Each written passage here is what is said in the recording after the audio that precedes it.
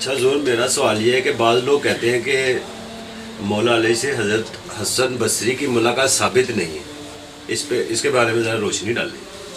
اچھا، یہ سوال اگر کوئی محدث کرے گا تو اس کا تو سوال بنتا ہے، کیونکہ محدثین کی ہاں یہ ہے کہ اگر حضرت حسن بصری کی ملاقات ثابت ہونا حضرت علی شیر خدا سے رضی اللہ تعالی عنہما، تو ضرور ان سے احادیث بھی مروی ہوتی، وہ احادیث کو بھی بیان کرتا۔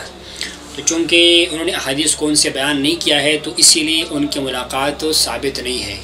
یہ کچھ محدثین کی رائے ہے، لیکن اس کا جو تحقیقی جواب ہے وہ یہ ہے، ایک ہے ملاقات ہونا، ایک ہے باہم ملنا، صحبت پانا، اور ایک ہے اس کے بعد کو آگے منتقل کرنا۔ چونکہ طریقت میں اور باطن میں جو ہے بولنے والا کام تو بالکل نہ ہونے کے برابر ہے، اس میں تو سارا کام سینہ بسینہ ہے، توجہ کے ساتھ ہے، تربیت کے ساتھ ہے۔ یہ کوئی لکھائی کا کام تو نہیں ہے کہ آپ لکھ لو، صوفیہ نے لکھنے والا کام بھی کیا۔ تو یہ لوگ جو صوفیہ کے منکر ہیں نا، کچھ وہ لوگ یہ سوال جب کرتے ہیں نا تو اس کی نیت اچھی نہیں ہوتی ہے، وہ یہ ثابت کرنا چاہتے ہیں کہ جو 3 سلاسل ہے نا معروف ہمارے ہاں، چشتیہ شریفہ ہے، قادریہ سوردیہ ہے، اگر یہ جناب حسن بصری تک جا پہنچتی ہے تو اس کے بعد یہ ملاقات ہی ثابت نہیں علی شیر خدا سے، فلہذا یہ سلسلے جو ہے یہ منقطع ہو چکے ہیں، یہ کٹ چکے ہیں۔ جواب یہ ہے کہ ایسی قطعاً کوئی بات نہیں ہے، ان کی ملاقات بھی ہو چکی ہے، اور جناب حسن بصری کی جناب علی رضی اللہ عنہ سے اقوال اور فرامین بھی منقول ہے۔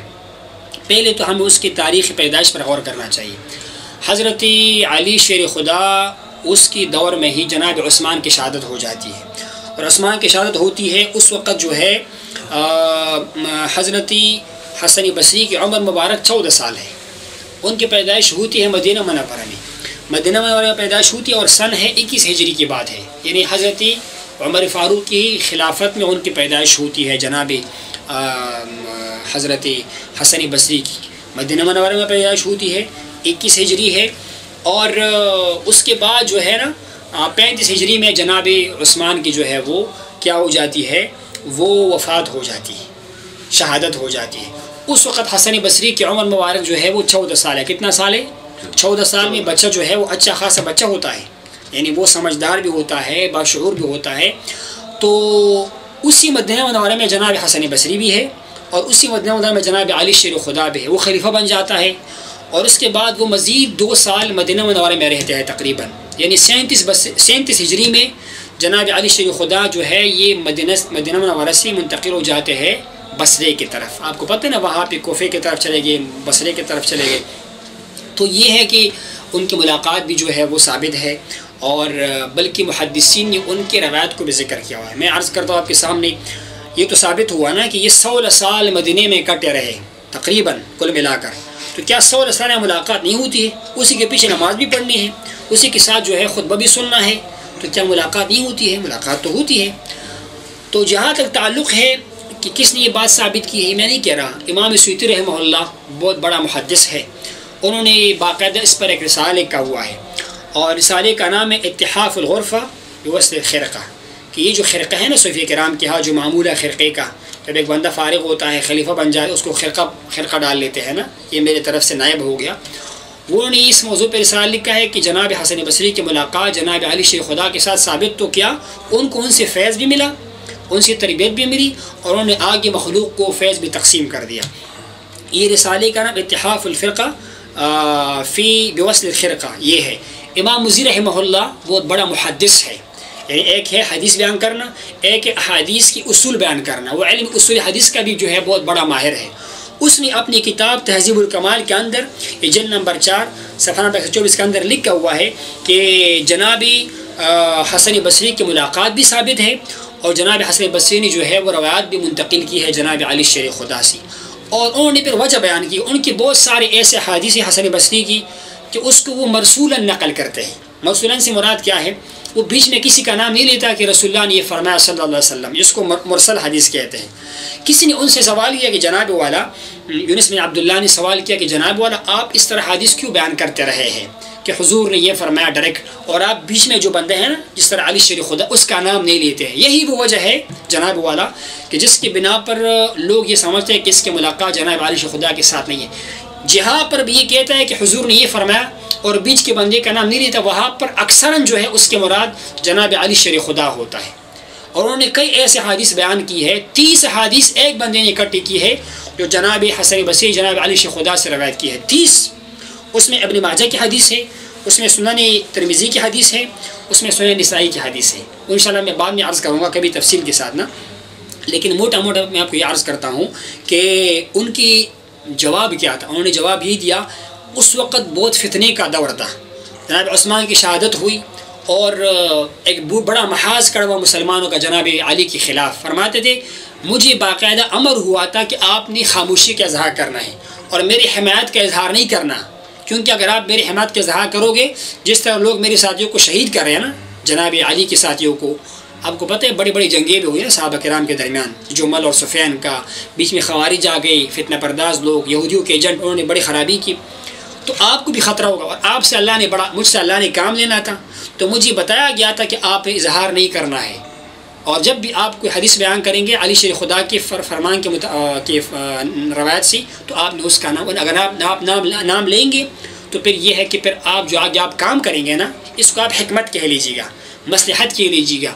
تو امام مزی فرماتے ہیں کہ اسی لیے انہوں نے جو ہے علی شیر خدا کی اکثر روایات کو بغیر اس کے نام لیے ذکر کیا ہے، لیکن وہ اکثر روایت جو ہے انہوں نے جناب علی سے، یہ امام مزی تہذیب الکمال کے اندر ارشاد فرماتے ہیں، جلد نمبر 4 صفحہ نمبر 124، یہی حکمت تھا کہ انہوں نے جو ہے اس کا نام نہیں لیا۔ اس کے علاوہ امام حاکم جو ہے اس کے قائل ہے کہ ان کی ملاقات جناب علی شیر خدا سے ثابت ہے۔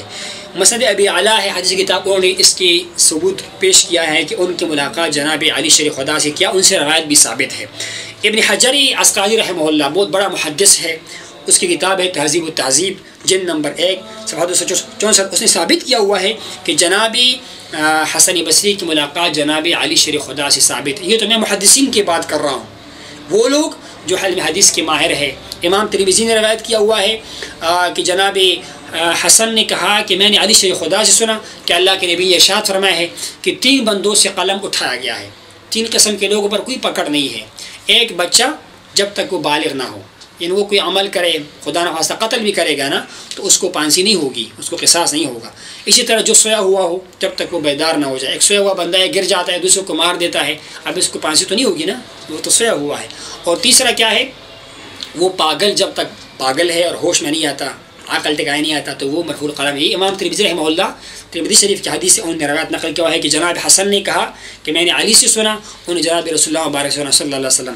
اسی طرح امام نسائی نے روایت کیا ہوا ہے اپنی کتاب سنن کبریٰ کے اندر، ابن ماجہ نے روایت کیا ہوا ہے اپنی کتاب کے اندر کتاب الجہاد کے اندر، وہ حدیث یہ ہے کہ حضور نے فرمایا جو بندہ مجاہدین کا 1 درہم خدمت بھی کرے گا، چاہے گھر میں وہ بیٹھے رہے، 1 درہم خدمت کرے گا، اللہ اس کو جو ہے 1 کے بدلے میں 700 درہم کا ثواب عطا فرمائے گا۔ کس نے بیان کیا؟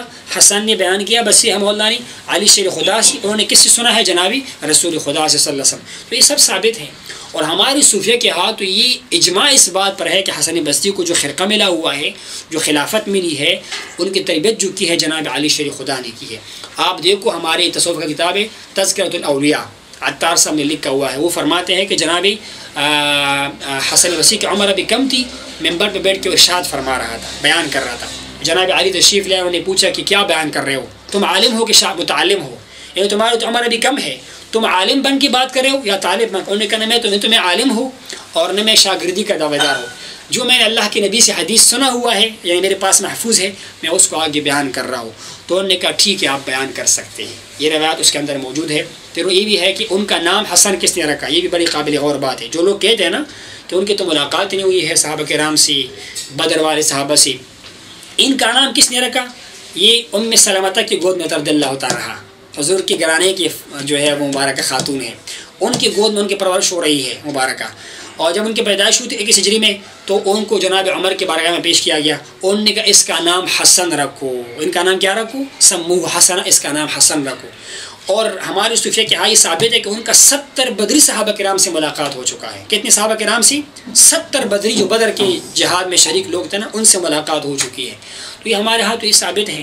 محدثین کا چونکہ اپنا ایک اصول ہے، ان کے بہت سخت شرائط ہے، تو اگر وہ یہ بات کہے بھی نا کہ ان کی سماع ثابت نہیں ہے، یعنی روایت ثابت نہیں ہے، کسی حد تک اتفاق ہو سکتا ہے کہ بہت کم روایت ہے، پھر بھی 30 کے قریب روایت تو پھر بھی موجود ہے، 30 کے قریب روایت ہندوستان کا بزرگ گزرا ہے جناب فخر الدین دہلوی رحمہ اللہ، ان کا مناظرہ ہوا جناب شاہ ولی اللہ رحمہ اللہ کے ساتھ کہ ان کا ملاقات ہے کہ نہیں ہے، سماع ہے کہ نہیں ہے، بحث ہوا. تو شاہ ولی اللہ صاحب فرماتے تھے ان کی ملاقات نہیں ہے. وہ کہتا تھا حسن بصری کی روایت جو ہے ان سے ثابت نہیں ہے جناب علی شریف خدا سے. اور فخر الدین صاحب کیا کہتا تھا کہ ملاقات ثابت ہے. تو انہوں نے محنت کیا، انہوں نے 30 حدیث اکٹھی کی کہ جناب حسن بصری کی ملاقات بھی ثابت ہے اور انہوں نے ان سے روایت بھی بیان کیا ہوا ہے حدیث. اس کتاب کا نام لکھا فخر الحسن. کیا نام رکھا ہے؟ فخر الحسن. اس میں 30 روایت ہے کہ جناب حسن بصری کی ملاقات. اچھا جو نہیں مانتا وہ نہ مانے. اگر فرض کرے ملاقات نہ بھی ثابت ہونا تو حسن بصری کی ملاقات ان لوگوں سے تو ثابت ہے نا، ان کے ہاں بھی جن کے علی شریف خدا کے ساتھ رابطہ تھا. تو بالواسطہ ملاقات کو تو ماننا چاہیے نا. اگر ڈائریکٹ ملاقات ان سے نہیں بھی مانتے ہیں نا تو ان سے تو ماننا چاہیے. بہرحال وہ تو چونکہ جب بندہ عناد میں آ جاتا ہے نا تو پھر تو وہ مانتا نہیں ہے. لیکن یہ ہے کہ الحمدللہ یہ ثابت ہے. یہ صحاح ستہ کی کتابیں میں بیان کر رہا ہوں. ترمذی شریف ہے، ابن ماجہ ہے، نسائی، اس کے بعد مسند حاکم ہے، مسند ابی اعلیٰ ہے. اسی طرح محدثین کے اندر امام ابن حجر عسقلانی رحمہ اللہ فرماتے ہیں کہ ملاقات ثابت ہے، سماع بھی ثابت ہے. امام مزی فرماتے ہیں، ہمارا مشہور بزرگ ابن حجر رحمہ اللہ فتاوی حدیثیہ، اس سے بھی کسی نے پوچھا، انہوں نے کہا کچھ محدثین تو فرماتے ہیں کہ سماع ثابت نہیں ہے، لیکن اکثر کا یہ خیال ہے جس میں جناب ضیاء الدین مقدسی شامل ہے، عسقلانی رحمہ اللہ شامل ہے، امام سیوطی، ان کا ملاقات فرماتے ہیں کہ میرا بھی نظر ہے کہ ان کا ملاقات ثابت ہے. انہی سے اس کو فیض. پھر آگے اللہ نے ان سے کیا کام لیا؟ وہ 3 سلسلے جو مشہور و معروف ہیں نا، چشتیہ، قادریہ، سعودیہ، انہی کی دم خم سے وہ آگے اللہ نے اس کو جو ہے فروغ دیا. تو ان کی ملاقات بھی ثابت ہے. 103 صحابہ کرام کا تو نام موجود ہے جن سے ان کی ملاقات ہو چکی ہے. انشاءاللہ کبھی موقع ملا میں تفصیل سے بیان کروں گا. اور 70 اس میں بدری صحابہ کرام ہے جو بدر کے مقام پر، جس کے ساتھ اس کی ملاقات ہوش و حواس میں یعنی بڑے عمر میں ہو چکی ہے. اور جو بچپن میں ملاقات ہوئی ہے 21 ہجری میں ان کی پیدائش ہوتی ہے، اور اس کے بعد جا کر عثمان سے مبارک خلافت میں بیٹھتے ہیں. پھر ان کی شہادت 35 ہجری میں ہوتی ہے، اور 37 ہجری میں جناب علی شریف خدا مکہ مدینہ چھوڑ کے بصرے کی طرف چلے جاتے ہیں. تو یہ 16 سال اکٹھے رہے مدینہ میں. تو کیا ملاقات نہیں ہو سکتی ہے؟ یہ تو نماز پڑھنے والا بندہ تھا. اس وقت آپ کو پتہ ہے کہ جمعہ کون پڑھاتا تھا؟ خلیفہ پڑھاتا تھا. عید کون پڑھاتا تھا؟ خلیفہ پڑھاتا تھا. تو ملاقات بھی ہو جاتی تھی، ملنا جلنا بھی تھا. لیکن چونکہ آپ پر تصوف کا رنگ غالب تھا، تزکیے کا، اس میں یہ گفتگو کم ہوتی ہے، حال کا علم ہوتا ہے نا، تربیت کا علم ہوتا ہے. آپ نے دیکھا ہوگا ہم لوگ، ایک سوال یہ بھی انشاءاللہ کہ میں بیان کروں گا. کچھ لوگ کہتے ہیں کہ یار ان صوفیہ نے کیا معاذ اللہ دین کا خدمت کیا. وہ بھائی خدمت کے کئی شعبے ہیں. ایک شعبہ ہے کہ آپ کتاب کا ترجمہ کرو، آپ تفسیر لکھو، حدیث کا ترجمہ کرو، اچھی بات ہے. لیکن ایک خدمت یہ ہے کہ آپ ہندو کے درمیان بیٹھو، ان کو مسلمان کرو. سکھوں کے درمیان بیٹھو، کیا آپ اس تفسیر سے کوئی ہندو مسلمان ہوا ہے؟ مجھے ثابت کرو. میں علم میں تو کوئی بندہ نہیں ہے کہ تفسیر دیکھ کر کوئی ہندو مسلمان ہوا ہو. ہاں اللہ کے کلام سے تو مسلمان ہو جاتے ہیں جب کوئی بولنے والا ہو. لیکن کتاب پڑھو کہ ہندو مسلمان الا ماشاء اللہ شاید ہی کوئی ہوا ہو. لیکن صوفیہ بیچ میں گئے ہیں، بیٹے ہیں ہندو کو، سکھوں کے، منگولوں کا نام آپ نے سنا ہوگا. وہ مسلمانوں کو کیا انسانوں کو مارنے والے تھے.